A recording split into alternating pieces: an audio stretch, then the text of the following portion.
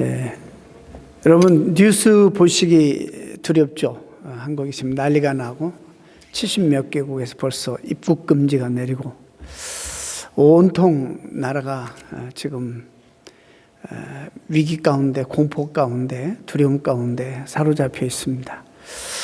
근데 저는 그 종교인으로서 좀 실망스러운 것은 이 상황 속에 전혀 도움이 안 되는, 오히려 이 백성들에게 안심시키고 우리가 함께 힘을 내서 잘 버티고 싸우자, 그렇게 이야기해야 될 종교 지도자들이 아주 좀 너무 실망스럽게 이 상황에 전혀 도움이 안 되는 그런 막 좀 실망스러운 말들을 많이 뱉어내서 참 제가 힘듭니다. 하나님의 심판이다, 막 이런 얘기.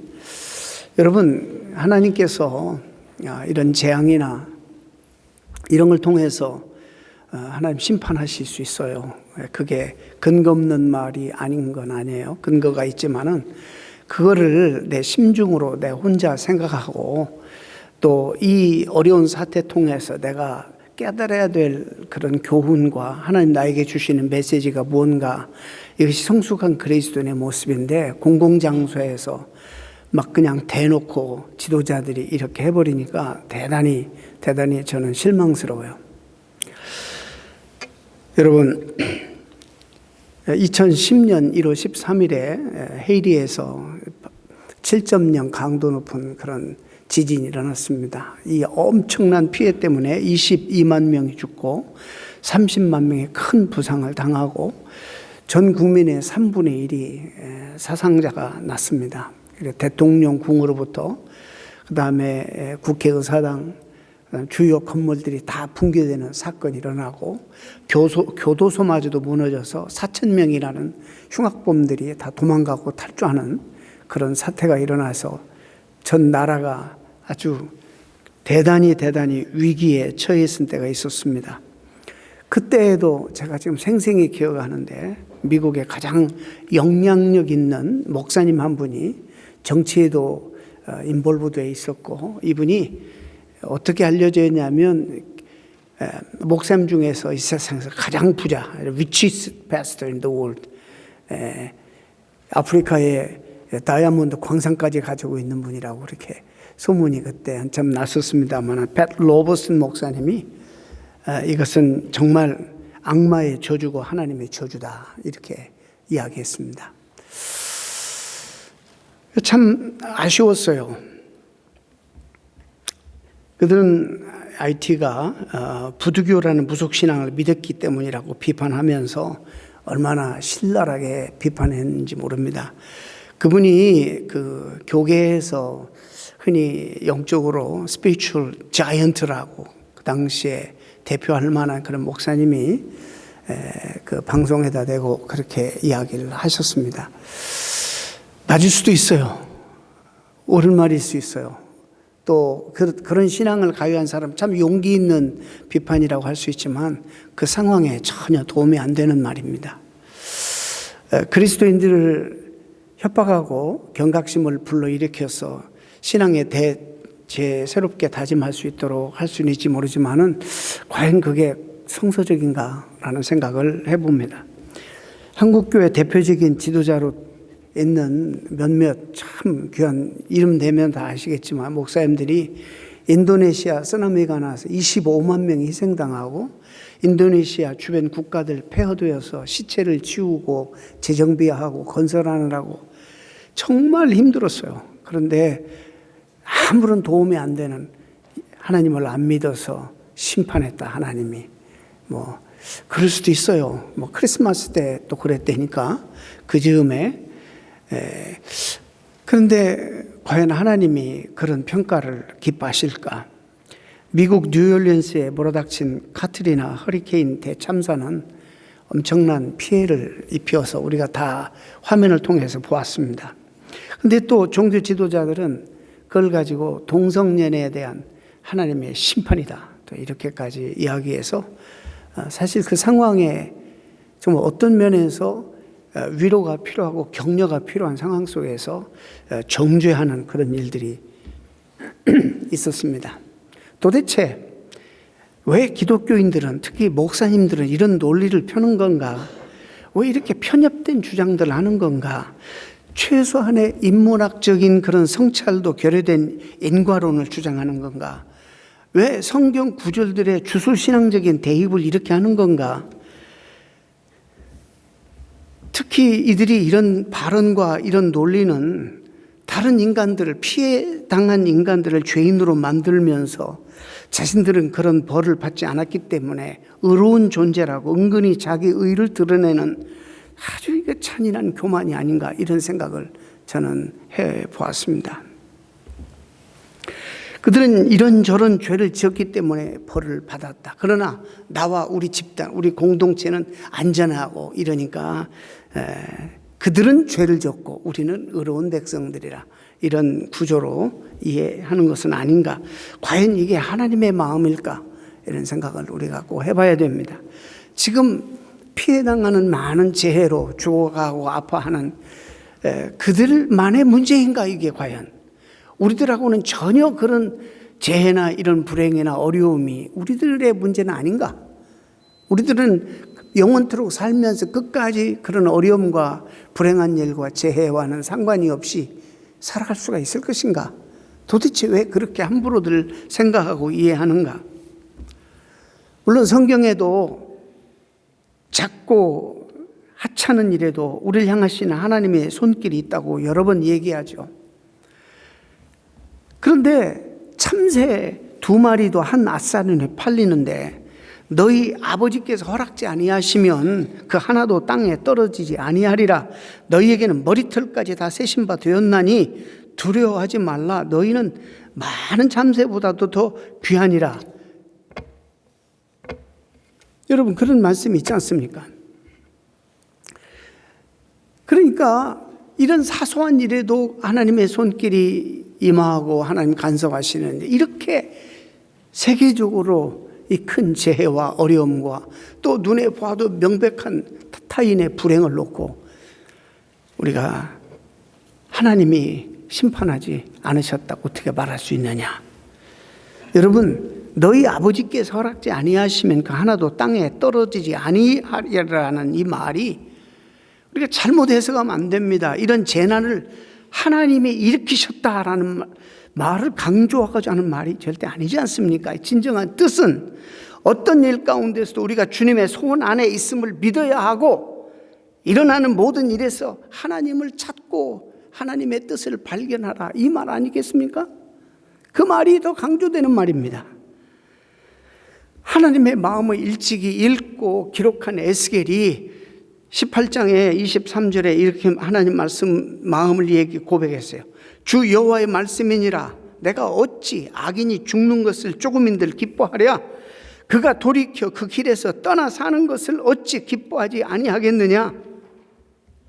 하나님의 마음입니다. 이런 하나님의 마음을 품고 우리가 늘 주장하잖아요. 어떻게 하든지 그리스도인은 하나님이 보시는 시각으로 세상을 보고 하나님이 느끼시는 심장을 가지고 우리가 느끼고 이렇게 해야지 그리스도인이지. 그래서 이 하나님의 마음을 품고 이런 여러 가지 디자스터, 재해나 이런 남의 타인의 불행들을 우리가 그런 마음을 가지고 봐야지. 이 시대를 분별하는 사람들이 그리스도인들이 아닙니까? 남을 판단하고 정죄하고 자신만 의롭게 여기는 이런 부끄러운 신앙을, 그런 신학을 우리는 버려야 합니다. 오늘 본문은 예루살렘에서 발생한 최근의 2 사건에 대해서 지금 예수님 당시에 설명하고 있습니다. 유대인 가운데 한두 명이 최근에 갈릴리 사람들이 예루살렘에 성지순례 와서 제사를 드리는 과정 속에서 피해를 당해서 많이 학살을 당했다. 누구에게? 빌라도에게. 그리고 빌라도가 그 흘린 유대인의 갈릴리 사람의 그 피를 자기 제물에 섞어가지고 자기 제사를 드렸다. 이것을 지금 보고하는 것입니다. 여러분, 우리가 본문에는 자세히 기록하고 있지 않아서 분명히 알 수 없습니다. 그래서 그 당시의 문헌이나 그 당시의 역사 기록 같은 것들을 추적해서 학자들이 한번 추정해 보는 것입니다. 그 추정 가운데 그 당시에 그 유명한 유대 그 역사학자 요세푸스라는 사람이 있습니다. 그 요세푸스의 글을 보면 이 빌라도가 갈릴리 사람들을 자주 죽였나 봐요. 왜냐하면 그 유대의 화약고가 바로 갈릴리 사람들이다. 로마 총독들이 다스리기가 어려웠다. 이렇게 기록이 있고, 특별히 반란을 일으키기 쉬운 기질을 가졌다. 이 반골 기질을 가졌다. 이렇게 또 기록을 해놓고 있습니다. 실제적으로 3,000명도 죽이고 5,000명도 2,000명도 죽이고 3,000명도 학살하는 그런 일들이 실제 역사 가운데 있었습니다. 이 총독이 유대인들을 이렇게 죽였어요. 얼마나 잔인한 사람인지 우리는 알 수 있어요. 또 어떤 학자는 이 정황이 어떤 정황이냐면 하나님 앞에 제사 드리는 상황이에요. 다른 것도 아니에요. 제사 절차를 받고 있는데 아무튼 이 갈릴리 사람이 그룹으로 오게 되면 초비상이 걸리는 거예요. 로마 총독부에서. 그래서 군대를 보내서 감시를 하게 되는데 빌라도의 명을 받은 군병들이 몰려와서 현장에서 그들을 죽이고 그들의 피를 제물에 섞는 기가 막힌 일이 벌어졌다는 것입니다. 희생된 여기 갈릴리 사람들은 하나님을 경외하는 사람들이고 다른 때도 아니고 하나님을 제사하는 이런 경건한 제사의 시간이에요. 여러분, 그래서 그 기가 막힌 상황 속에서 예수님에게 한편으로는 예수님을 좀 고소할 제목을 얻기 위해서 어떻게 이해하는가, 또 한편으로는 그들이 이렇게 얘기함으로 예수님의 동조를 얻기를 원했어요. 그래, 맞아. 이 빌라도가 아주 잔인한 놈이야. 이 시대에 정말 사탄의 앞잡이로 쓰임받고 있어. 막 이런 평가를 받기를 원했던 것인지 몰라요. 그래서 그 보고를 하는데 예수님은 한술 더 떠서 최근에 일어났던 그 실로암 망대에서 그 망대 기온 예루살렘 동쪽에서 예루살렘 성 안에 있는 거민들이 다 먹을 수 있는 물을 저장하는 저수지입니다. 그걸 지키기 위해서 망대를 세우는데 그 망대가 무너져서 18명이 깔려 죽었다는 것입니다. 그 이야기를 하시면서 이제 주님이 이런 말씀 하시는 거예요.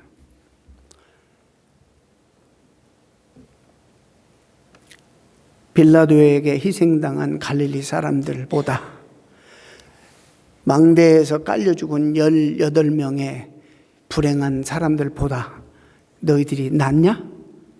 너희들한테 죄가 없느냐? 이렇게 주님 말씀하시는 거예요. 여러분, 그 당시에 오늘날의 한국의 인구로 말하면 18명이라면 그 당시에 오늘날의 인구로면 1,800명, 50만 밖에 살지 않았는데 그 정도 희생됐다면 그러면 이 국가적인 재난이에요. 엄청난 재난이에요. 이런 재난 속에서 종교 지도자인 랍비는, 유대 랍비는 어떻게 해서든 신앙적 해석을 내야 됩니다. 항상 그렇게 해왔기 때문에 이게 무슨 의미다? 왜 그런가? 우왕좌왕하는 일종의 종교적 아노미 상황에 몰려 있었습니다. 그런데 주님이 그 사건을 대해서 말씀하면서 빌라도에게 죽은 사람들, 그리고 실로암 망대가 무너져 죽은 사람들보다 너희가 더 낫다고 생각하냐? 너희들은 그들보다 나은 것이 하나도 없다. 너희도 만약에 회개치 아니하면 다 이같이 망하게 될 것이다. 이런 말씀하시는 거예요. 당시 사람들은 그런 피해, 남의 불행을 보고 이렇게 생각해요. 공연히 그렇게 죽었겠는가? 공연히 그런 병이 들었겠는가? 공연히 그런 불행이 그 사람에게 닥쳤겠는가? 무슨 이유가 있을 것이다. 원인 없는 결과가 어디 있느냐? 그러나 그런 생각에 주님은 동조하지 않습니다. 다른 사람들보다 죄가 더 많아서 이런 재난을 당한 것이 아니라고 말하고 있습니다. 너희도 만일 회개치 아니하면 이와 같이 너희도 망하리라, 이렇게 말씀합니다. 당시에 랍비는 이런 가르침을 가르쳤고 백성들을 호도했어요. 그래서 백성들도 다 오리엔테이션이 어떻게 되어 있냐면 모든 사건을 개개인의 죄와 연결해서 해석하는 아주 근본적인 태도를 보였습니다. 물론 이거는 그렇게 안 가르쳐도 우리가 자연적으로 그렇게 생각해요. 모든 인류는 사람들은 일반적으로 남의 불행이나 재난을 보면 무슨 죄가 저렇게 많아서 저런 어려움을 당하나? 소위 인과응보론입니다. 예수님 당시도 민중들은 다 그렇게 생각했어요. 오늘 우리도 그래요. 주변에 불행당한 사람, 어려움 당한 사람, 이런 재난 대하면서 무슨 죄가 많아서 저럴까? 제자들마저도 그랬어요. 선생님, 이 사람이 맹인으로 태어나는 것이 누구의 죄 때문입니까? 자기의 죄입니까? 아니면 부모의 죄입니까? 주님 뭐라고 대답하셨어요? 그도 그의 죄도 아니고 부모의 죄도 아니고 이걸 통해서 하나님의 뜻을 드러내게 하신 어떤 독특한 계획이 있으시다, 이런 말씀하셨어요. 욥도 그래요. 아파했는데 그 경우는 아니잖아요. 그런데 친구들이 찾아가서 네가 이렇게 아픈 것은 원인 없는 결과 없는 것이야. 하나님 앞에 범죄했기 때문에 이런 거야. 우리 같은 사람한테 그렇게 하면 할 말이 없어요. 다 우리는 죄인이니까. 근데 적어도 욥의 경우는 아니었어요. 동방의 의인이었어요. 자기와 상관없이 천상에서 카운슬에서 사탄이 지금 역사하는 하나님 시험하는 거예요. 지금 욥을 소재로 삼아서 자랑하니까 동방에 내가 의인이 있다. 너 가서 시험해봐라. He is blameless. 나무랄 데가 없는 upright. 의로운 자라. 에이, 하나님이 저렇게 물질 축복 주시고 자녀도 축복 주시고 저렇게 하면 감사하지 않을 자가 어디 있습니까? 그래? 가 해봐라. 그래서 싹 빼앗아 가잖아요. 그래도 하나님 원망하지 않을 때 건강하니까 그랬죠. 건강까지도 기가 막힌 상황으로 떨어뜨리잖아요. 그래도 하나님 원망하잖아요. 그 기가 막힌 상황 속에서 잿더미 위에서 기와로 몸을 긋고 있는 그 비참한 상황 속에 앉아있는 욥에게 친구들이 찾아와서 한다는 말이 원인 없는 결과 어디? 여러분, 그게 다 맞는 말이라 할지라도 그 상황에서는 아니에요. 그리고 그러는 거 아니에요. 고통받는 상황, 고통받고 있는 사람에게 찾아와서 하는 말이 아니에요. 그 말은.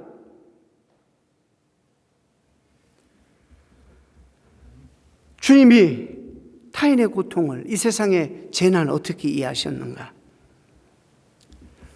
어떤 누구의 개인 죄 때문에 일어난 재앙이다라고 말씀하기보다는 당대의 죄와 예루살렘 공동체의 붕괴를 미리 알려주는 보편적인 종말론적인 사건으로 해석하고 가르치십니다.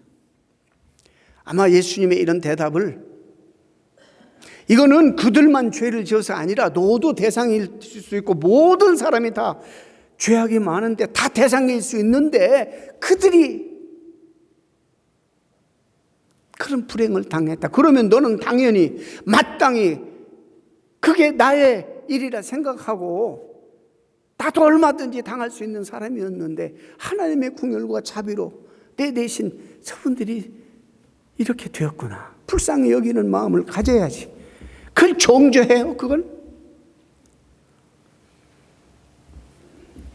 사람들은 예수님의 이런 대답이나 반응을 탐탁지 않게 생각했을 것입니다. 그래, 맞아. 빌라도가 난폭했어. 나도 평상시 그렇게 생각하고 있었어. 그래, 맞아. 이렇게 말씀하시든지 아니면 자신들의 입장을 지지해 주기를 바랐을 것입니다. 기분이 좋지 않아요. 너희들도 회개하지 않으면 너희들도 망하리라. 대단히 위협적인 말 아닙니까? 대단히 위협적인 말이에요. 여러분, 한 가지 분명한 성경 전체를 봐도 우리 주님은 위협적인 말로 어떤 복음의 성과를 올리는 분이 아니에요. 이건 사이비가 하는 방법이에요. 수법이에요. 위협해요, 사람을. 겁박해요.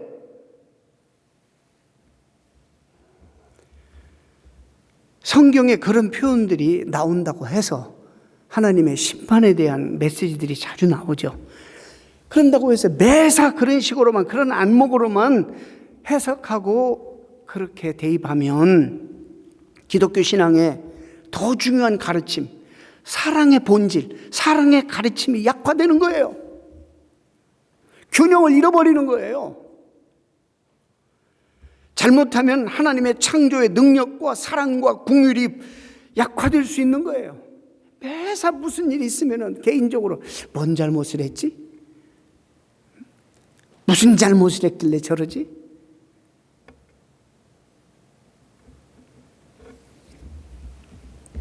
여기서 회개라는 단어도 여러분 그들을 겁박하기 위해서 주시는 말이 아니에요. 위협하는 것이 아니에요. 한두 가지 우리가 회개 그러면 한두 가지 내가 윤리적으로 잘못하는 것들, 한두 가지 신앙적으로 경건치 못한 것들을 고치고 교정하고 수정, 이런 생각만 하는데 여기서는 훨씬 큰 개념이에요. 여기서 회개라는 개념은 위협하는 것이 아니라 더 근원적인 생명의 세계로 너희들의 관심과 방향과 영혼의 눈을 좀 돌려라. 회개의 개념은 메타노이야, 이 돌아서다라는 개념이에요. 삶의 방향성을 돌이키라. 물론 회개의 일반적인 의미는 자기 자신의 잘못을 뉘우치고 앞으로 바로 살겠다는 결단이자 실행입니다. 이런 회개의 메시지를 가장 강력하게 전한 사람이 세례 요한이에요. 회개하라! 천국이 가까웠느니라. 여기서 천국은 하나님 나라고, 회개는 하나님 나라를 향해서 돌아서는 것이죠. 예수님도 똑같은 메시지를 6개월 후에 오신 예수님도 이 메시지를 외칩니다. 그러나 문장은 형식은 똑같지만 개념이 너무 다릅니다. 세례 요한은 하나님 나라가 가까이 오고 있으니 그거 맛을 준비를 치열하게 하라고 선포합니다. 마음을 열어라, 방향성을 틀어라. 그리고 잘못 살고 있는 모든 제사법이라든 율법적인 이 잘못된 모든 것들을 회개하고 돌이키라. 실제적인 삶의 변화를 위해서 준비해라. 오고 있는 하나님 나라에 들어갈 수 있도록 합당한 삶의 열매를 맺으라. 시망교회는 도끼가 이미 나무에 뿌리 옆에 놓여 있으니 옷 2벌 한 벌 나눠주고, 먹을 것이 있는 자는 없는 자에게 주고, 세리들은 연봉에 받는 것에 만족해야지 뇌물 받지 말고, 직업군인들도 사람을 강탈하지 말라. 풀을 토하면서 도덕적이고 윤리적인 변화를 민중들에게 요구했습니다. 이것도 회개입니다. 그러나 주님이 말씀하시는 회개하라는 좀 훨씬 더 큰 개념이에요. 윤리적인 우리의 한두 가지 삶의 태도를 고치는 이런 개념 정도가 아니에요. 이 모든 것을 포함하지만 주님은 turn around, 지금까지 세상의 형락을 위해서, 세상의 가치를 위해서 살던 삶, 하나님 없을 때 공중의 권세 잡은 자의 다스림과 통치를 받고 살던 삶에서 이제 돌이켜서 예수 그리스도가 나를 위해서 이 땅에 오시고 그분만이 나의 주요, 나의 주님이라고 고백하며 이제 주님의 통치와 다스림 속에 들어가서 그분과 온전한 인격적인 관계를 맺고 그분을 나의 왕으로 섬기고 그분의 통치와 다스림을 받고 살아가는 삶으로 들어가는 것을 말하는 거예요. 방황전환. 그렇게 되면 윤리적으로 우리가 교정하고 바꿔야 될 변화의 삶은 열매로 수반된다 이러는 거예요. 그래서 같은 6개월 차이지만 세례 요한의 메시지와 주님의 메시지는 현저하게 내용이 달라요. 구약의 메시지예요. 구약의 마지막 선지자가 세례 요한이고, 주님은 뭐라고, 이미 하나님 나라가 왔다. 이 지금 준비할 때가 아니다. 이제는 이미 예를 들어서 폭풍이 오고 있습니다 예보하면 이 폭풍의 피해를 우리들이 줄이기 위해서 유리창은 합판으로 다 받고, 어디 바람에 날려갈 것 같은 거 들여놓고, 비가 많이 올 테니까 배수로 좀 정비도 하고 물 잘 빠지도록. 그러나 이미 왔어. 폭풍이 와버렸어요. 그러면 이제 폭풍 가운데 안에 들어가 있는 거예요.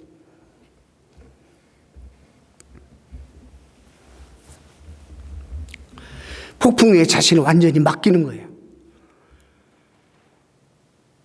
광야에서 금욕적으로 살았던 세례 요한과 달리 예수님은 세리와 또 죄인들과 함께 저작거리에서 먹고 마시면서 지낸 이유가 여기 있습니다. 그리고 주님은 왕으로서 중풍병자에게 내 죄를 사함 받았느니라 이렇게 선포하실 권한이 있으셨고, 그런 말씀하신 이유도 여기에 있습니다. 예수님은 하나님 나라가 올 테니까 그걸 준비하면 살아야 한다 이런 말씀이 아니라 이미 왔다. 언제? 주님이 오심으로. Kingdom of God is where the King is. 하나님, 왕 대신 주님이 계신 그곳이 하나님 나라예요. 우리는 이미 그분과의 인격적인 만남을 통해서, 관계를 통해서, 그리고 그분을 내 왕으로 모심으로 그분의 통치와 다스림 안에 들어와 있는 거예요.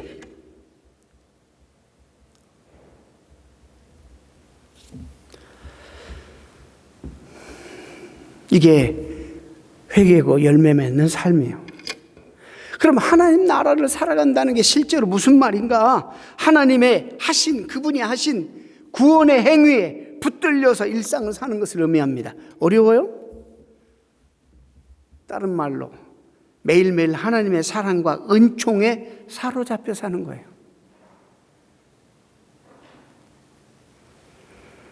그냥 건전한 인격과 품성을 유지하면서 모범적으로 살아가는 걸 그냥 최선의 신앙생활이라고 생각하시는 거 아니에요.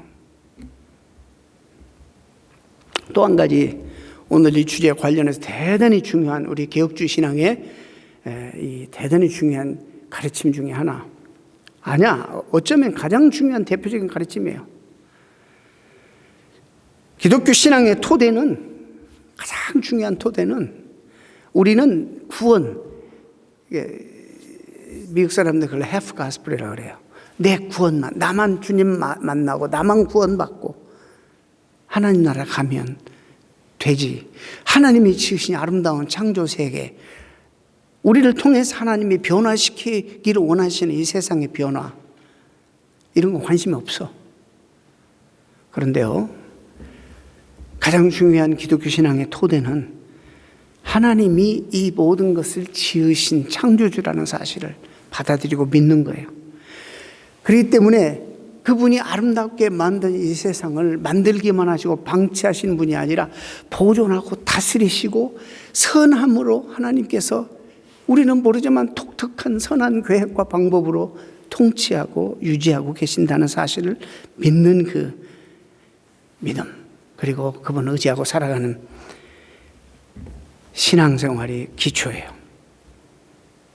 여러분, 상투적인 말 같지만 이것이 기독교 신앙의 가장 중요한 기본 요소입니다.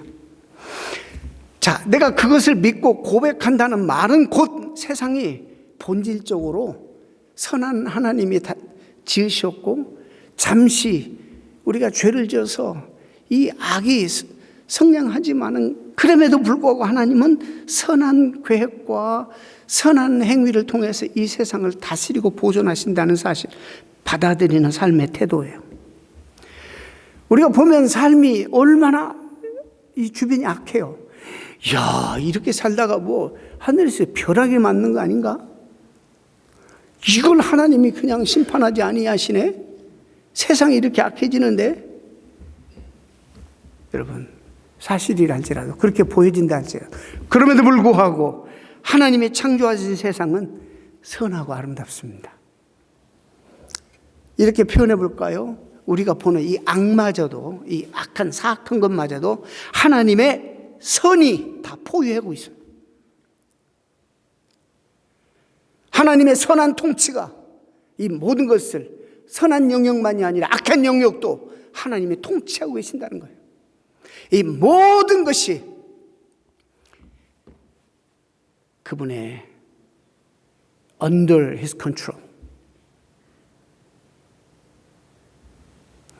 선과 악을 구별하는 게 아니에요. 비록 악이라 할지라도 하나님의 선이 이것을 확 포위하고 있어요. 이 말은, 이 사실을 우리가 믿고 고백할 때에 우리는 악을 두려워하지 않습니다. 병들어도 절망하지 않습니다. 그것마저 하나님의 창조 안에서 선하기 때문인 것을 압니다. 제가 악을 너무나 무시하고 그 다음에 낮춰대하는, 나이브하게 생각하는 그런 태도가 아니라, 여러분, 우리 주변에 선이, 아니 악이 너무 판을 치고 있어요. 그러나 잘 들으세요. 그러나 훨씬 그보다도 중요한 것은 하나님의 창조의 능력을 우리가 신뢰하고 있는 거예요. 하나님의 선한 통치를 그럼에도 불구하고 우리가 신뢰하고 있기 때문에 우리가 어려운 상황 속에, 불행한 상황 속에서도 우리는 두려워하지 않는 것입니다. 우리가 알지 못하는 방식으로 하나님은 이 세상을 선하게 아름답게 보존하십니다. 이미 하나님의 선한 능력이 저와 여러분을 감싸고 있다는 사실입니다. 할렐루야. 하나님의 놀라운 섭리예요. 믿지 못하세요?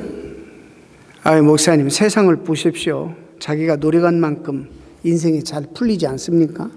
성실하게 노력하고 사는 것이 가치 있는 것이 아닙니까? 이 세상에서 노력하지 않으면 가난하게 살 수밖에 없고 불행하게 되는 거 우리가 지금 증명되고 있지 않습니까? 세상을 보면 당연히 그렇게 돌아가는 것 같아요. 다는 아니지만. 그런 관점을 우리가 무시할 수는 없어요. 그러나 분명히 그래서 더 중요한 구원의 문제에 있어서는 그런 것이 중요하지 않습니다. 돈이 부족해도 하나님께서 주신 아름다운 생명을 우리가 누릴 수 있어요. 즐길 수 있어요. 돈이 부족해도 우리가 말할 수 있고 숨을 쉴 수 있고 걸을 수 있고 아름다운 세계를 볼 수 있고, 돈이 부족해도 우리가 어려운 사람들과 함께 할 수 있고 친구가 되어줄 수 있고, 돈이 부족해도 가다가 하나님이 지으신 아름다운 세상에 쓰레기가 있으면 누가 보지 않아도 픽업해서 쓰레기통에다 집어넣을 수 있어요. 돈이 부족해도 울고 있는 사람 옆에 앉아서 같이 울어줄 수 있어요.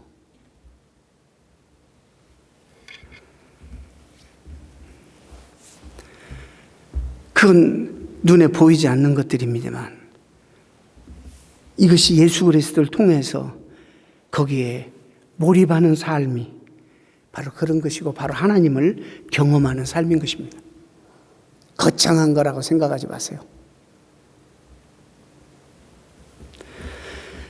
물론 재난은 죄와 관련이 있죠. 모든 재난 하나님의 심판과 임과 동시에 구원의 요소가 있고, 또한 재난에는 하나님의 강력한 메시지가 있습니다. 만약에 하나님의 범죄한 자를 심판한다면 여기 남아있을 자가 어디 있어요? 우리가 피해당한 사람들보다 지금 더 죄가 없어서 지금 여기 있는 거예요?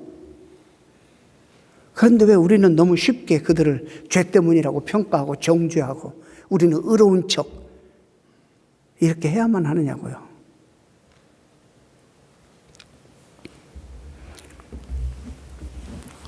세상을 하나님 아직도 그래도 보존하시고 아무리 전염병이 난리를 쳐도 하나님의 컨트롤 안에 있어요.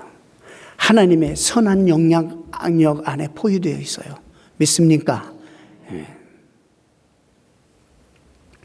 그래서 시편 기자가 오직 하나님은 긍휼하심으로 죄악을 덮어주시며 멸망시키지 아니하시고 그의 진노를 여러 번 돌이키시며 그의 모든 분을 다 쏟아내지 아니하셨다. 그래서 우리는 이런 재앙을 또 남의 불행을 또 내가 불행을 경험할 때 인간의 죄성을 우리가 생각해야 되고 동시에 하나님의 오래 참으심을 깨닫고 이런 불행과 재난 가운데 있는 하나님의 메시지를 들으려고 노력해야 돼요. 오늘 두 번이나 반복해서 똑같은 문장이 나와. 너희에게 이르노니 너희들이 저들보다 더 선한 게 아니다. 너희도 만일 회개하지 아니하면 다 이와 같이 망하리라. 회개라는 단어를 율법적인 삶의 어떤 부분들을 교정하는 것을 포함하지만 물론 그런 정도의 말이 아니에요. 여기에서는 삶의 방향성이에요. 너무나 세상의 가치만 위해서 살아가고 쫓고 있는 우리가 주님이 주신 가치를 향해서 돌아서는 거예요. 삶의 방향성을 말하는 거예요.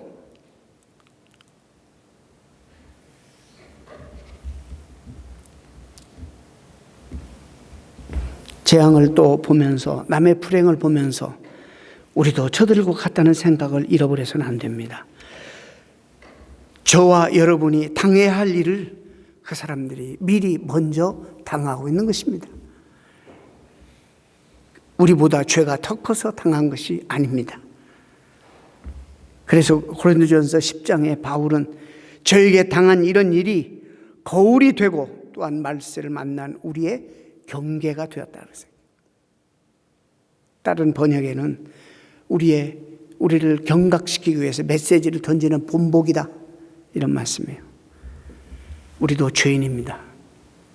그들보다 나을 것 없는 죄인으로서 그들이 고난받는 것 못지않게 회개해야 할 큰 죄를 지니고 있는 죄인들이므로 남을 비판하거나 책망하는 것을 삼가해야 합니다. 우리 교회 성도들은 성숙해서 이 말씀에 필요가 없을 거예요.